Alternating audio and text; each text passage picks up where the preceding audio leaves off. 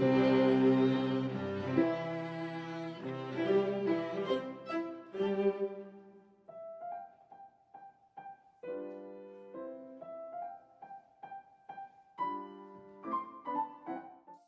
received no sex education in school whatsoever. I had a class where my teacher taught me about periods, but that was it. I'm actually in it right now. It lasted for about, what, 2 weeks? I've never had a sex ed class. The sex ed class that I took in school was mixed with my science class. I've taken a single class in school, which was required during the health set unit, it's one of the units in health. The sex ed class that I took, I was 2 periods long, and it wasn't really kind of educational. It was more like, this is what a condom is, this is what a female condom is. And everyone was just giggling, laughing about it. I was in elementary, I was in 5th grade. Like, they separate the boys from the girls and all that.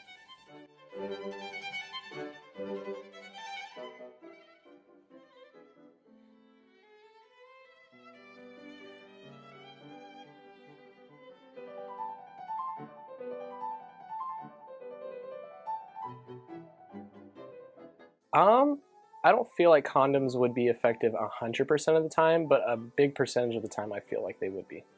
Condoms are not always effective. No. I actually would know that. Well, obviously, no, they can break just like anything else in the world, but obviously wearing a condom is definitely better than not.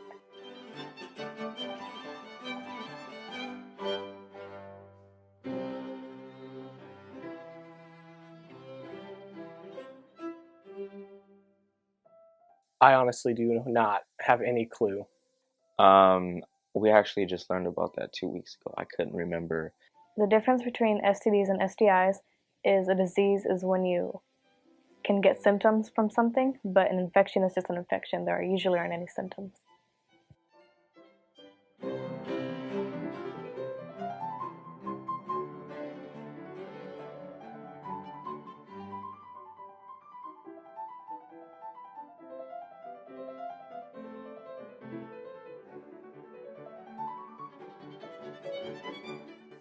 Of course.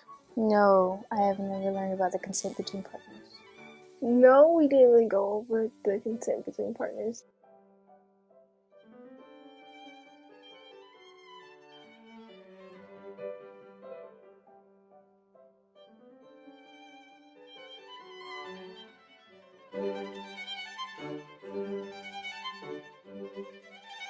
I was never taught how to use a condom. I mean, yeah, actually. No, I was never taught how to. I was, but I wasn't paying attention.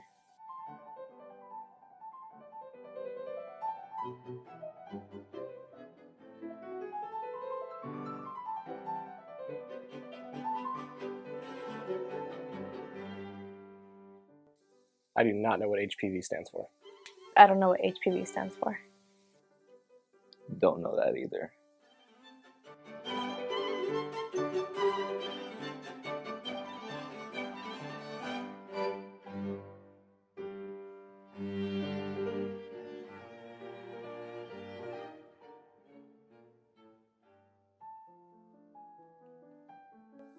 Yes.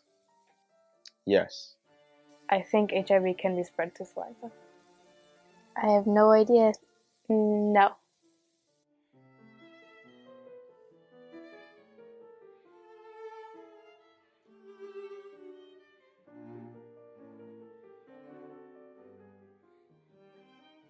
Hello, I'm Cody Stobig with the No Youth Media. We just heard from a few Fresno Unified students about their experience with sex education. And joining us today, we have Jasmine Leva, a health educator with Fresno Barrios Unidos, and Pang Lor, a senior at Duncan High School. Hello. Could we start by having you tell us a little bit about your experience with Fresno Unified and what you've been doing? Sure. So I'm a health educator with Barrios Unidos, as you mentioned. So I started off doing comprehensive sex ed programs in the after-school programs at different schools. Then we were invited by some of the school programs like the Women's Alliance, AVID, to come and do programming with their youth. And then we started to really see that Although it was great that some of the students were getting this comprehensive sex ed information, when the sociology for living class was taken out of schools in Fresno, we realized that now there were students who weren't receiving the information at all. Or if they were, it was in their biology class in that context instead of the sociology for living, which was giving skills around nutrition, drug prevention, mental health, and the comprehensive sex ed piece. So what we've done since that class was taken out is myself, along with our youth advocates, have really been advocating for the comprehensive sex ed programs to be brought back to our schools. We think it's an urgent matter. It's something that should be prioritized by the school district because it's really essential for young people to get this information, not just for them to have healthy lives, but also if we want to have healthier communities and a healthier school district overall. Absolutely. And your experience, you didn't have a sex ed class, right? Correct. Okay, and so you went to Duncan and they didn't have any kind of health class for you? So I'm a senior at Duncan. So when I came in freshman year, it was just the end of 2011, right before they cut off sex ed classes for students. So I did not get the experience. And being a senior and 4 years has passed, you do see that a lot of teens do, they do get pregnant. We see the teen pregnancy all throughout school. All 4 years, every year, we see more and more girls getting pregnant. And it's really unfortunate, and I do think that probably if we did have sex ed courses, students would feel more comfortable, one, expressing to their parents and families, et cetera, and two, just with the knowledge, we would probably prevent increase in teen pregnancy. And I know this has a lot to do with the educational code, how it is now. Can you talk a little bit about that? I know you have a lot of experience. Yeah. So in California, we the educational code says that you have to have HIV prevention education. So that's the minimum that you have to have in schools, which Fresno Unified School District is providing in, I believe, 7th grade, and then again in biology classes in high school.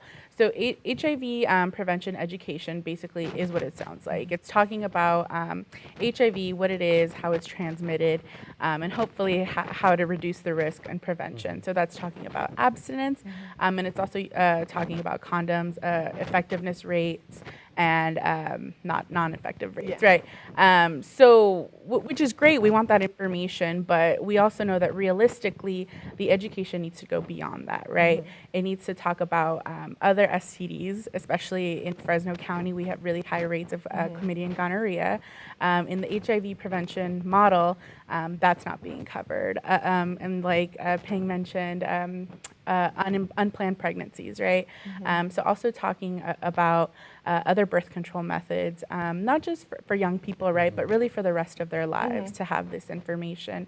And then we're also talking about the social and emotional piece, right? Talking about consent, talking about healthy relationships, even just talking about negotiation skills, right?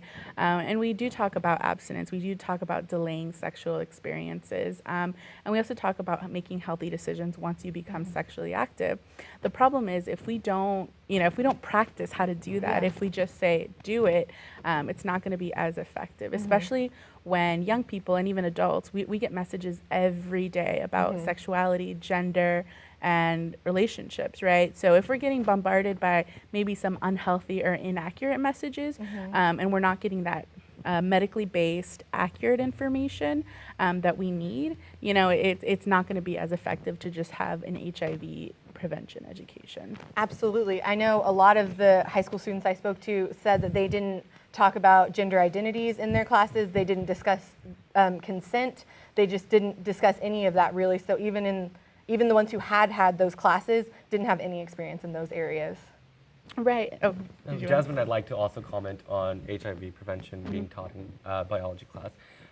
If I recall correctly, I'm not completely sure if my teacher even talked about HIV prevention. And that, again, really unfortunate because there you lack sex ed and you lack HIV education in the classroom. And because at a school like Duncan, it's really pathway or career oriented, unless you're in the health pathway, you're clearly going to get that information because it's just part of the curriculum and it's part of what you do and learning about the human body, et cetera, and diseases. But as for me, when I was in the ag bio class, I really think that the bio teacher did not bring up HIV, and it would have been really nice to probably learn some HIV education or sex education there. And the scary thing with the students that I talked to, most of them didn't even know that HIV isn't spreadable through saliva. Right.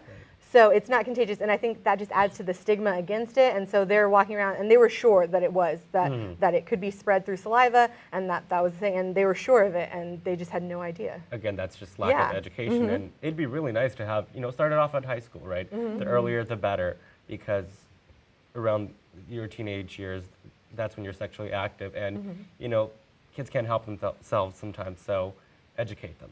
Absolutely. Especially in California, we have one of the highest birth rates, especially among Latina teens. It's 45 of every 1,000 Latina teens will give birth in their teen years. And then in the San Joaquin Valley, 69 of every 1,000 females between 15 and 19 will give birth. And that's just so frightening to even think about. And I think that really does come from the cut classes and trying to squeeze it in. Because in your experience, were they getting the week-long education, or is it just, I've had a few who said they only got 2 days worth of? So I think in the biology model, it's a couple days, a week long, and even before that, it was just a semester. And I want to comment on the birth rates, especially for Latina youth. I think what's really important about that statistic is that the issue is that we're not talking about it. I think that's the biggest thing. Absolutely. It really is. We're not talking about it because we also have pregnant and parenting young women who aren't getting the support, the resources they need to build healthy families. Absolutely. And to finish high school, which is really should be a big priority. And so, we're having young people who get pregnant, starting their families earlier, but after that, they kind of get pushed out of the system, or they're pushed into alternative schools, which doesn't mean they're not getting the education, but it's basically made a lot harder for them. And that's what we hear from a lot of our youth is the stigma is a really big thing. And to have to feel ashamed all the while being told that you're not a good parent, instead of being like, how can we help you to be the best parent you can be now? Absolutely. So that, because there's, there are sisters, there are daughters, there are neighbors, they're part of our community. So how do we support instead of further stigmatize and further shame young people? Absolutely. And I think that's where the longer classes would come in handy, because it not only opens up the conversation, it gives them more time to get comfortable discussing that and to hear those things. And so then if they have already experienced that, they're willing to talk about it more. And then even if they haven't, they're able to hear those people's experiences and really see them as the people that they are, that they're struggling, and then they're there to offer support themselves. And I'm not really sure, can you talk a little bit about what your experience with the school board has been? Yeah, so really when we started off the project and we wanted to do research, what are young people saying? Because that's really the experience that they're in the classrooms, they're going through these classes. So the young advocates, they surveyed some of their peers, about 300 students in Fresno Unified School District. And so once those results came back, we said, you know what, this is urgent. We were not coming at it from an antagonistic point of view or agitating, but we really wanted to go to the school board and say, hey, this is a priority. This is something that in our community is going to make a huge impact to have this education. And so we met individually with some of the board members, which was great to be able to say, like, this is what's happening. How can we work together? How can we support you to get something better in place for young people, not just in the long run, but for right now, right? Because like Pang is a senior, you've gone 4 years without this education. So every year we have a new graduating class. This December, so last December in 2013, we had a community forum. We had 2 board members come out, Luis Chavez and Mr. De La Cerda. And so this winter in 2014, we actually spoke at a school board meeting with the new board member who had been elected, and then also some of the returning board members. And just like, we see money coming in. We were talking about this before we started filming about LCFF. How do we make this a priority? Because we know that the impact will also have ripple effects in other areas. Absenteeism is a huge part. If, you're pregnant, you're not getting, if you get sick, or also if you're just going through an abusive relationship. We've talked to young women who say, I don't feel comfortable going on campus, or I don't feel comfortable in that class because I'm being harassed by somebody. So, this is really, it correlates and it connects to so many other issues that we're trying to improve in our schools. And that's what we really want to make the connection to. We know that the word sex education or just sex can be really controversial and polarizing, but what we really want to say is that it's more than that. It's more than just like the biological act. It really connects to, like I said earlier, that social and emotional, physical development, and even just instilling prevention, talking about, just like as you get older, you have to schedule your dentist appointments, you have to do all this stuff. Once you're sexually active, you should be getting tested regularly. You should be practicing safety. And then also knowing when people are crossing your boundaries and making you feel unsafe, what do I do, right? Yeah, the skills to know how to discuss that, to exactly, like you were saying, to negotiate and everything and discuss consent. Absolutely. And I think from speaking to them as well, I think the students are ready for that. They really want it, and so do I know so many parents. I think there's also a stigma that, especially in a more conservative area, that parents won't want that either. But I know you've told me in the past that you've had so many parents who also want that. They want their children educated. They want their children to be able to be safe and protect themselves. So, and that's a big issue, I think, since you spoke earlier about Latinas and the Latino community, is we work with Spanish-speaking parents. And, that there's that big stigma of like, they're not going to want their young people to learn this. And it's a cultural thing. And what we're seeing is we work with Parent University to offer the same workshops that we were doing with young people, we're doing with their parents now. So it's not really about like, oh, let's hush have this information to youth and leave their parents out. If anything, we want it to be something where parents are talking to their youth, because comprehensive sex ed does not meet the needs of values or morality or ethics, right? That's really something that we're hoping that dialogue happens at home. From the surveys we got back, we overwhelmingly saw that the youth said they didn't have an adult in their lives they felt comfortable talking to with this about. And so that's something that needs to be addressed. Some youth will never have an adult they trust, but for those who do,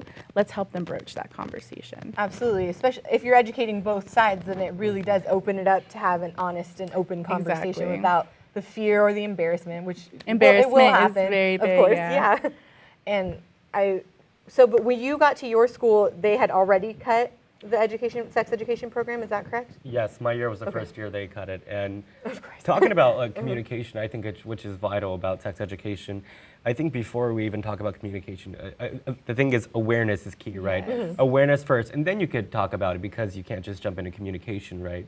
And with high school students, as teenagers, it's really tough to even, sometimes talk to one another. That's how high school is, that's how the teenagers are. And so starting with awareness, get the curiosity running, and because, again, high school is that stage where, you're gonna be curious, that's when you might start being sexually active. If you're gonna do that, start with educating them. And they're there at school, they can't go anywhere, they're there to learn, right? So why not teach it to them while they're there, and after school, then, if we're talking like after school hours, then they miss everything. If you're going to educate them there, and they can get that sex ed and HIV education and everything there. And some of our biggest allies have actually been the teachers on campus, because the teachers are really the ones that have really close relationships with their students and youth. And once we were off of a certain campus, we had a teacher who contacted us, and he teaches freshman English, and he was like, after the first semester, I already had 3 young people who were pregnant. And so this is something that I think it's here, and people are cognizant of it and knowledgeable. So now I think we're at the movement piece. Like, what do we do now to get this in place? Because ultimately we all win, right? Young people win because they get the information, they get a safe space, hopefully, to talk about it. And then teachers also win because they're able to better do their jobs. They're also going to be better supported, right? Absolutely. Maybe every bio teacher doesn't feel comfortable addressing a question about sexual assault or something, and then they know what the process is to refer to maybe a counselor, or even to have like a nonprofit on campus who's doing that type of support. As a high school student, I'd have to comment and agree that sometimes, teachers are our allies. If anything, many teachers have told me, I don't know why we threw out sex ed, right? I mean, it's something that's really just necessary, and the high school students really do need it. If anything, throughout 4 years, they see students grow, and some of those students don't get to finish high school. They don't get that education, in general, because they get pregnant and they have to take that maternity leave. And it's really unfortunate that they have to take that risk without being educated. So while you're at school, don't take that away from them. Don't take their education from them, and really just educate them there.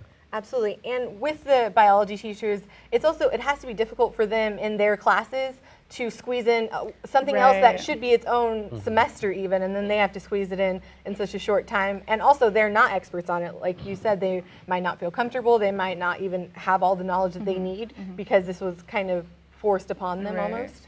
Absolutely. Yeah. And I think that hits on a key piece of like, just because it's being given or communicated, how much is really being absorbed, or like that understanding piece. And so really, instead of a lecture type, but really an understanding, like, let's have a dialogue. What is happening? And again, I know that there's no time, or there's no money not written into the curriculum, but I really do think it's an investment. It's an investment in our community. It's an investment in young people. And you were talking earlier about maternity leave for young students. Even for students to know what their rights are, for their rights are, if they do get pregnant, they can take maternity, paternity leave, what their rights are as far as getting childcare on campus. That's something that we're trying to advocate for. The ACLU just came out with a report about basic needs that pregnant and parenting teens are not getting on their campuses in Fresno and in Visalia. And I mean, even just having a room, a safe room they can breastfeed on campus. And I know that's very knee-jerk for a lot of people, like nobody should be breastfeeding on campus, or nobody should be bringing a child on campus. Some people don't have a choice. Some people don't have a choice, and I would rather we do something a little, just move a little bit in order to make sure that person feels safe and feels welcomed in our educational facility versus pushing them out further and their child, right? Because then we also have an opportunity to do prevention and intervention in that child's life. We have partnerships with First Five, where we're emphasizing the importance of literacy, all these opportunities. And the school district doesn't have to do it alone. I think that's the important thing. Is there are people who are willing to help and more than willing. Exactly. And I think also kind of on just the openness in the classroom, I think the same thing kind of goes for LGBTQ youth. Absolutely. Because they're also in a way forced out because they're not given any of the information that they need for how to practice safe same-sex, any of that information. I don't even know that any of the schools here really cover that at all. Absolutely. And so according to the California Ed Code, if you're doing comprehensive sex ed, which basically means you're talking about anything outside of just HIV prevention, then it needs to be inclusive of all youth, even just language, instead of saying boyfriend, girlfriend, but saying your partner. And really being realistic about, because sometimes as adults, we speak to what we think we know instead of saying, just be inclusive, just be inclusive of all young people.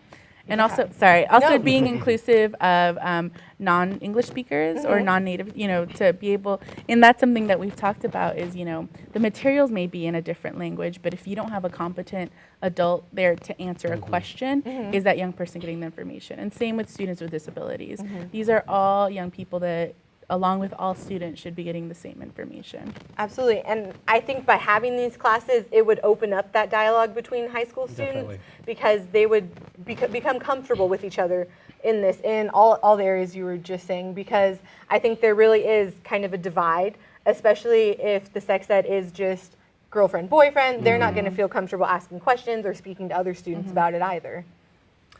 I have to comment on what you said earlier about squeezing in certain things like sex education. I think a lot with the teachers is they're frustrated, with curriculums, because the district says, here, you have to do this, this, and this. It's like, okay, I have to squeeze all of that in, this amount of time. And as a high school student, I see that, and it's really unfortunate because really, in order for us to, as the students, to really absorb, what's being taught, we need the time given to absorb and really understand and know everything about that topic. But I'm gonna use one of my class, AP Environmental, for example, because it's an AP course and it's a college course. Like, in one day, we would go through like 3 topics, and it's just absolutely ridiculous. I mean, it's too much. It's too much to cover. Take in, and really, when it comes to really understanding it, do I really understand it? No, I don't, because the pace is way too fast. So, I mean, slow the pace down. Again, it's an investment, and it's going to be well worth it at the end. So I really think that, instead of just squeezing things in, lay out the year to be to give the time, the proper right, time. yeah, exactly. And that's probably what we need here. Absolutely. I think that's the perfect place to end us. We really just need to build that space for the students. Thank you for joining us here today. Again, I'm Cody Stobig from the No Youth Media, and I'd like to thank my guests, Jasmine Leyva from Fresno Barrios Unidos and Peng Lor, a senior at Duncan High School. Please visit our website for future updates.